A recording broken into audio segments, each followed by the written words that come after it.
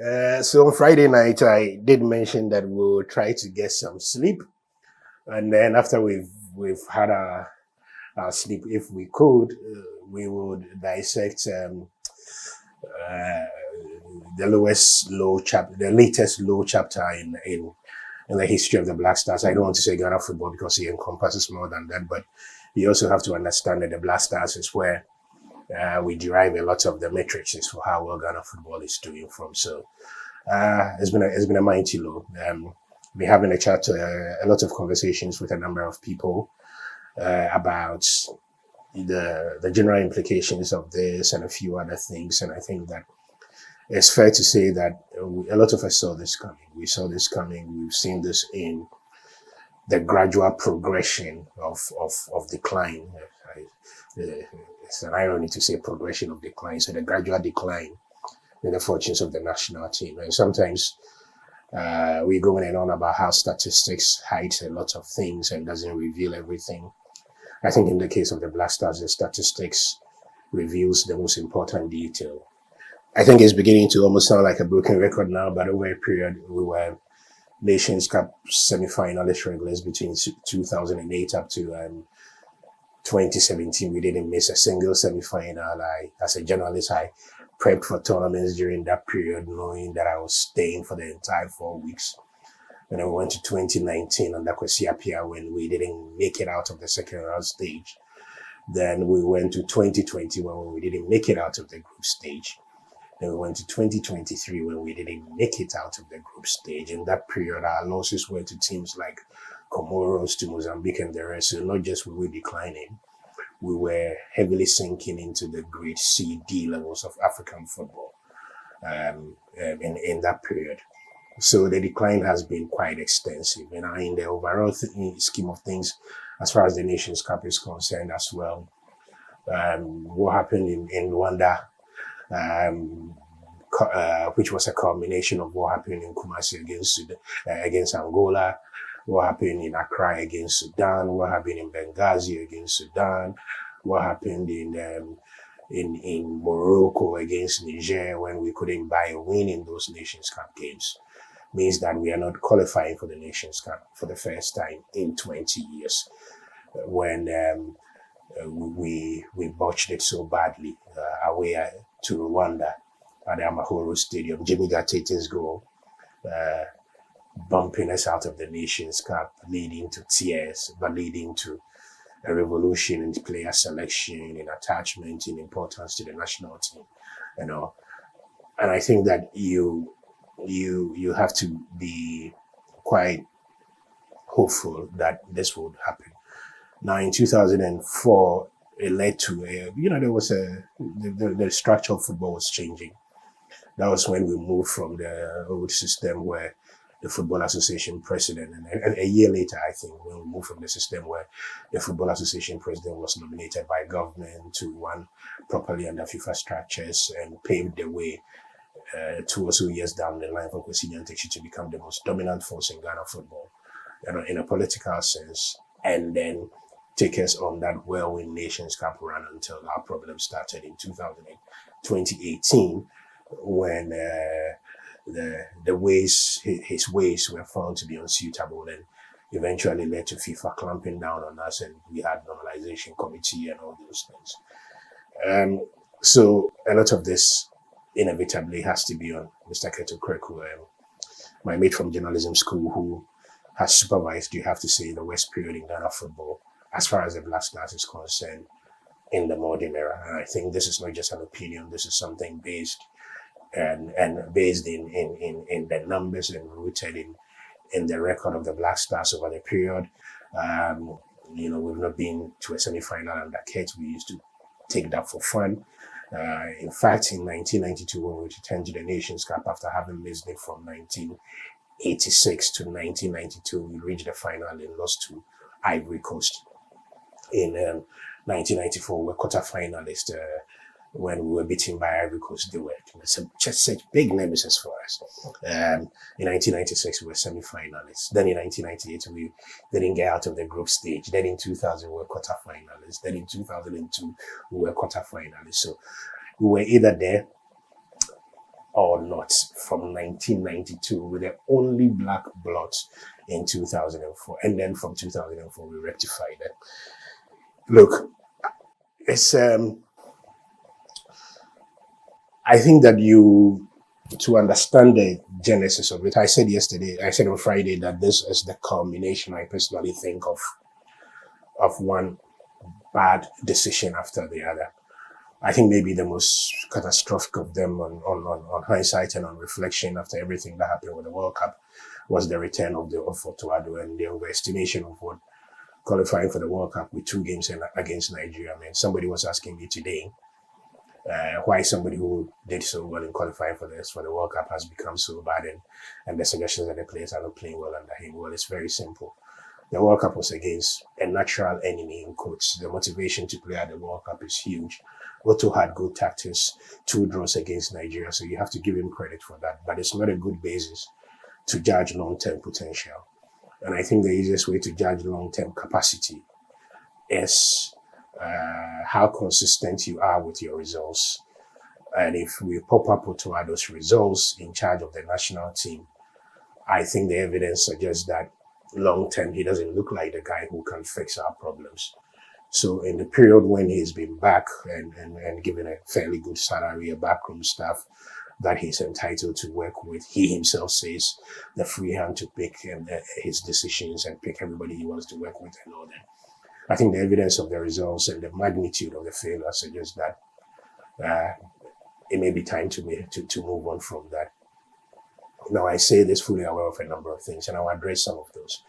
But in 9 matches, and you see the record of Oti Adjei on the screen by my side. In 9 matches under Oti Adjei, there was the 2-1 loss to Nigeria. That was the first time since the 2002 Nations Cup quarterfinal. I lost to the same Nigerians, Gabalawa's goal. This one, it was a friendly Morocco. There was a 2-2 draw against Uganda. Then Ghana had a really, really good start to the 2026 World Cup qualifiers, when Otto's team won in Mali. Jordan Ayew scoring the goal late to end Ghana a 2-1 win. Then there was a win over Central African Republic in Kumasi. But maybe that game against Central African Republic provided indicators for us of the defensive frailties we didn't take note of. They scored twice. Our defending was pretty bad, but we got away with it that day. Then when the Nations Cup qualifiers started, I think that a lot of us said, oh, no disrespect to Angola, to Sudan, to Niger, we're going to qualify.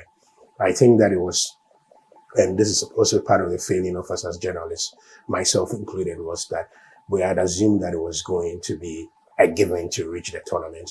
We had forgotten that our biggest problems in Nations Cup, in tournament, came from Comoros. We didn't qualify out of the group in 2022 because we were beaten by Comoros.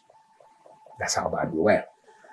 In 2023, we were undone by Mozambique, when we had everything at our disposal to qualify. So we had shown an inability to be able to deal with a lot of those countries. And that's come back to bite us. But I never thought, based on what Otto had done against Central African Republic, Mali, that he was going to botch it this badly. So the results against Angola and Kumasi, he says we played well. I watched that game. I don't think we were great.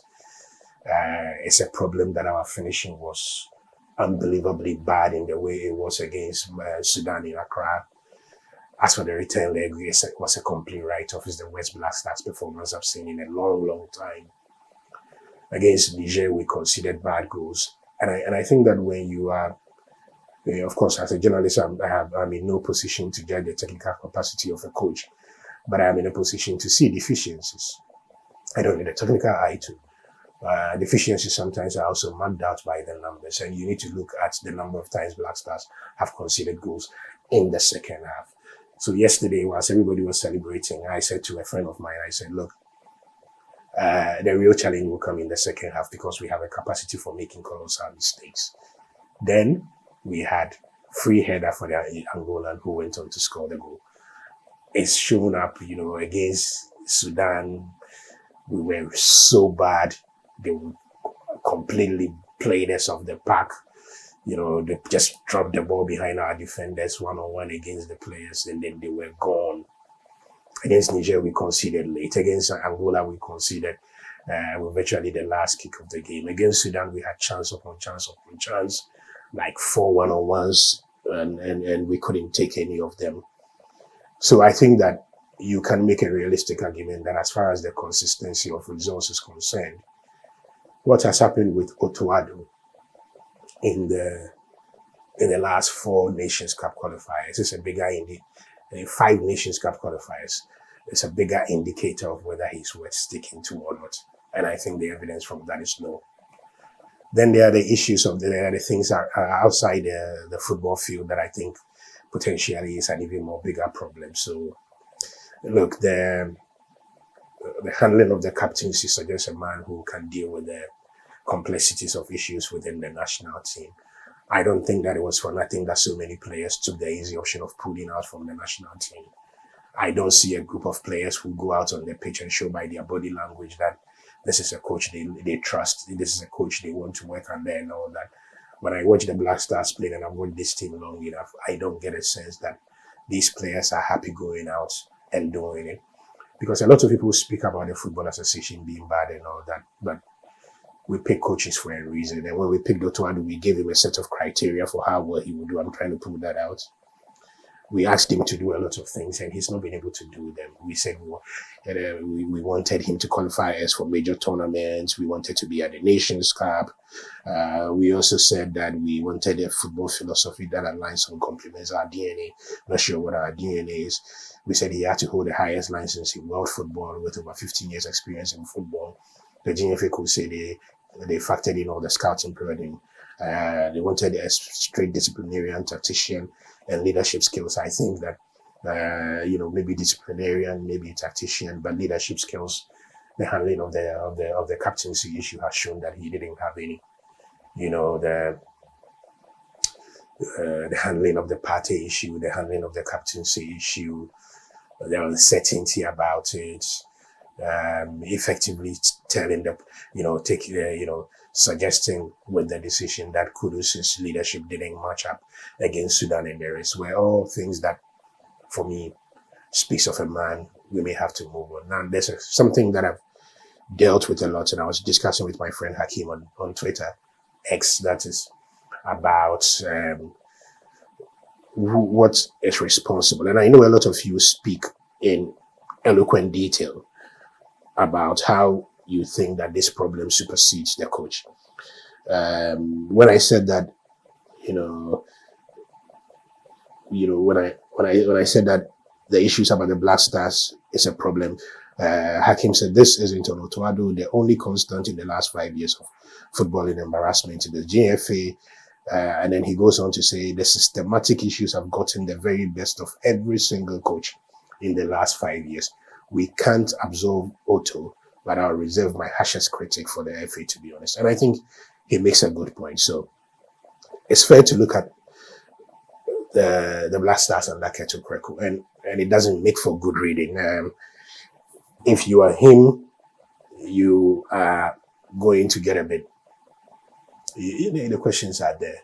The questions are huge. So the Black Stars at AFCON under Keto Kreku in 2001 group stage exit, West finished since 2008. Then we were at group stage exit in 2023, and then we didn't qualify for the first time in 20 years. So the picture is obvious. In that period, we've taken in what? When Kurt came in, he made a decision that he didn't want Kwesi Appiah, so that was fair. Then he hired Milovan CK Akono, who didn't last because the football was not great.